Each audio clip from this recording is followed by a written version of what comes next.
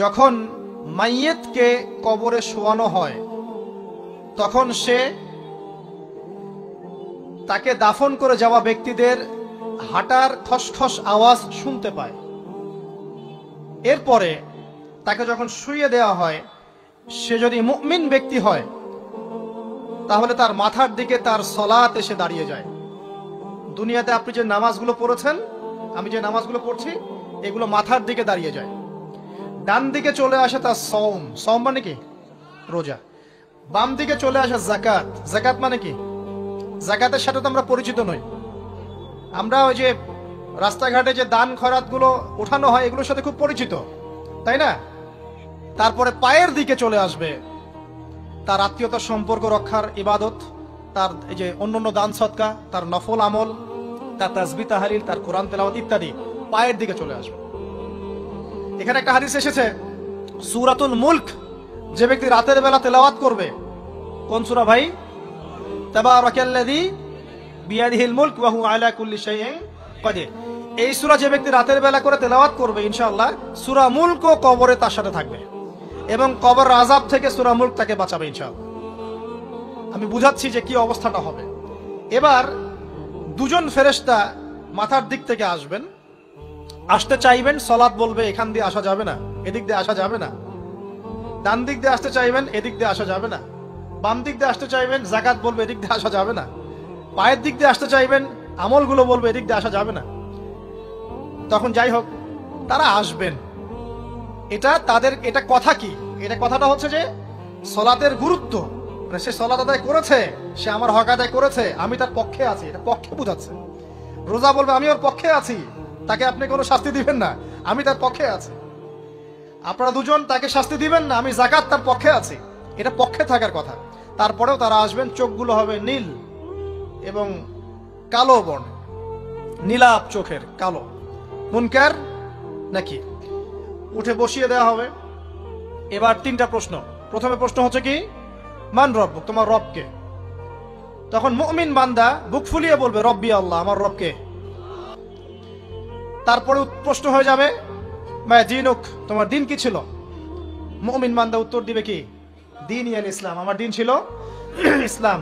এখানে শুনে রাখেন, পৃথিবীতে যারা ইসলামকে পরিপূর্ণ রূপে পালন করবে তারাই এই উত্তর দিতে পারবে ইনশাআল্লাহ।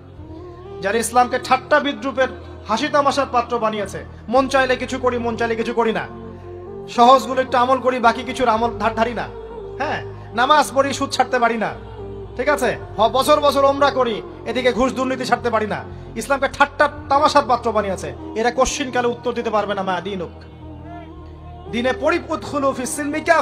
পরিপূর্ণরূপে ইসলামে প্রবেশ করতে বলেছেন আল্লাহ রাব্বুল আলামিন।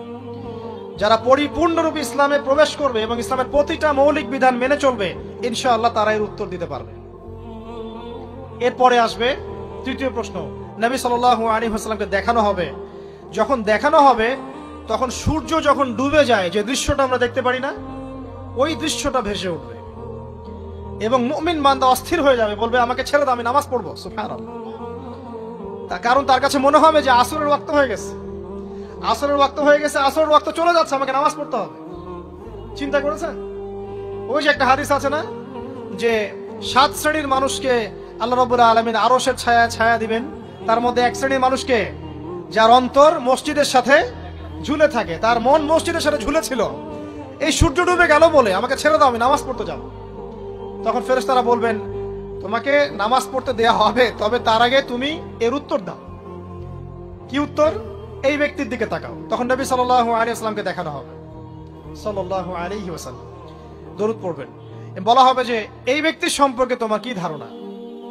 মান হাযা রাজুলু বুইসা ফীকুম, এই ব্যক্তি কে, যাকে তোমাদের কাছে পাঠানো হয়েছিল?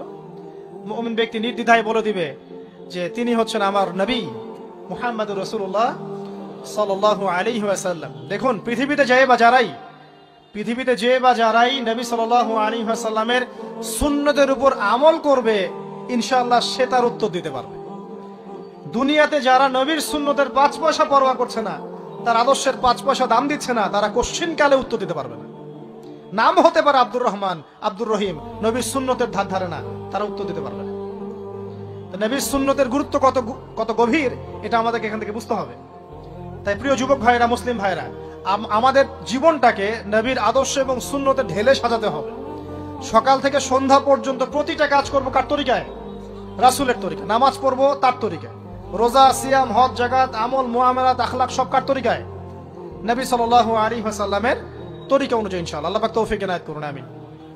এবার ফেরেশতা দুজন জিজ্ঞাসা করবেন অবাক হয়ে যে তুমি কিভাবে এটা জানলে, তুমি কিভাবে এই তিনটা প্রশ্নের উত্তর দিতে পারলে? কারণ বেশিরভাগ মানুষ তো উত্তর দিতে পারবে না, বেশিরভাগ মানুষই এই উত্তর দিতে পারবে না। কারণ কিয়ামতের মাঠে 1999 জন মানুষ জাহান্নামে যাবে, নাউজুবিল্লাহ। তো এটা কঠিন পরীক্ষা। আল্লাহ রাসূল সাল্লাল্লাহু আলাইহি ওয়াসাল্লাম বলেছেন যে নিশ্চয়ই তোমাদেরকে এখানে পরীক্ষায় ফেলা হবে, আর তোমরা যদি এই পরীক্ষা জেনে তোমাদের মৃতদেরকে দাফন করা থেকে বিরত না থাকতে, তাহলে আমি তোমাদেরকে শুনিয়ে দিতাম কবরে কেমন পরীক্ষা হয়। মানে যদি আমরা শুনতে পারতাম যে কবরে কেমন পরীক্ষা হয়, আমরা ভয়ে আমাদের মৃতদেরকে দাফন পর্যন্ত করতাম না। এটা নবীজি বলছেন সাল্লাল্লাহু আলাইহি ওয়াসাল্লাম। তাকে জিজ্ঞাসা করা হবে যে তুমি কিভাবে জানলে এটা? বেশিরভাগ মানুষ তো পারে না উত্তর দিতে। তখন সেই ব্যক্তি বলে বসবে, সেই ব্যক্তি বলবে যে করাতু কিতাব আল্লাহ, আমি আল্লাহর কিতাব এই কোরআন পড়েছি। মুমিন বলবে আমি আল্লাহর কোরআন পড়েছি, ফাআমানতু বিহি, আমি এর উপর ঈমান এনেছিলাম, ওয়া সাদ্দাকতু, এবং সত্যায়ন করেছিলাম। সুবহানাল্লাহ। অতএব দুনিয়াতে যারা দ্বীনের জ্ঞান অর্জন করছে না, কোরআন পড়ছে না, হাদিস পড়ছে না, পড়াশোনার চেষ্টা করছে না, জানার চেষ্টা করছে না, কবরে পাওয়ার ডিফিকাল্ট আছে। এটা একটা অন্যতম প্রশ্ন। আমরা কিন্তু মনে করি তিনটা প্রশ্ন হচ্ছে, আসলে প্রশ্ন হচ্ছে কয়টা? চারটা। তিনটার পরে আরো একটা এক্সট্রা। কিভাবে জানলে? তখন উত্তর দিচ্ছে আমি আল্লাহর কিতাব পড়েছি, ঈমান এনেছি, সত্যায়ন করেছি। সুবহানাল্লাহ। নবী সাল্লাল্লাহু আলাইহি ওয়াসাল্লাম হাদিসের পরের অংশে বলছেন যে যখন কাফের বান্দাকে উঠানো হবে, তখন ডানেও কিছু নাই, বামেও কিছু নাই, সামনে পিছনে কিচ্ছু নাই। মাথার দিক থেকে ফেরেশতারা চলে আসবেন, উঠিয়ে বসানো হবে, প্রশ্ন করা হবে কে তোমার রব? একটাই উত্তর, লা আদরি, আমি জানি না। নাউজুবিল্লাহ। কি তোমার দিন? লা আদরি, আমি জানি না। এই যে আল্লাহর তো খবর নাই, আল্লাহ পাকের বিধান মেনে চলার কোনো খবরই নাই, পরোয়াই নাই। সে জানবে কিভাবে ইসলাম কি জিনিস? সে জানবে কিভাবে আল্লাহ কি জিনিস? ও তো আল্লাহকে চিনেই না। দিব্যি বলে বেড়াচ্ছে মহাবিশ্ব সৃষ্টি হয়েছে বিগ ব্যাং থেকে, আল্লাহ বলে কেউ নাই। মানুষ সৃষ্টি হয়েছে বান্দর থেকে, নাউজুবিল্লাহ। কিভাবে উত্তর দিবে মান রব্বুক? 3 নাম্বার প্রশ্ন যখন করা হবে এই ব্যক্তিকে, দেখো দেখি, সে বলবে যে আমি জানি না এই ব্যক্তিকে, তবে শুনেছিলাম, মানুষের মুখে শুনেছিলাম, মানুষ যা বলতো আমি তাই বলতাম। মানে সে রাসূল সাল্লাল্লাহু আলাইহি ওয়াসাল্লামের নাম শুনেছিল হয়তোবা, কিন্তু তার সুন্নত বা আদর্শ কখনো মেনে চলে নাই, পারলো না। এবার জান্নাতি ব্যক্তি হলে কি হতো? ওই যে সূর্য ডুবছিল যেখানে, তার দৃষ্টির সীমা পর্যন্ত কবরকে প্রশস্ত করে দেয়া হতো, এবং জান্নাতের একটা দরজা তার কবরে খুলে দেয়া হতো। এটা কিভাবে করা হবে সেটা আল্লাহ পাক জানেন। এটার ব্যাখ্যা করার জ্ঞান আল্লাহ আমাদেরকে দেন নাই। যেই মানুষের ক্ষুদ্র জ্ঞানে মানুষ ব্যাকটেরিয়া ভাইরাস নিয়ে গবেষণা করতে হিমশিম খেয়ে যায়, সে মহাবিশ্বের স্রষ্টা নিয়ে কিভাবে গবেষণা করবে? আল্লাহ পাকের অসীম জ্ঞানের সামনে আমার জ্ঞান কি? খুবই ক্ষুদ্র।